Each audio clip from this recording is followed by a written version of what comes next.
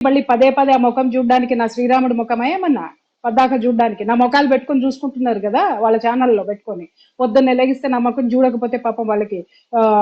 పొద్దు గడిచేటట్టు కనపడట్లా పదే పదే చూడడానికి నా రాముడి ముఖం చూస్తా నా కృష్ణుడి ముఖం చూస్తా ఇంకా చెప్పాలంటే అద్భుతమైన మహిళామణుల ముఖం చూశాను అని అంటే కనీసం నాకు ఇన్స్పిరేషన్ వస్తుంది ఇలాంటి వాళ్ళ ముఖాలు చూస్తూ నేను కూర్చొని నా టైం వేస్ట్ చేయను పాయింట్కి వస్తున్నాను ఆయన మాట్లాడుతున్న మాట ఏంటి వెనక్కి తీసుకో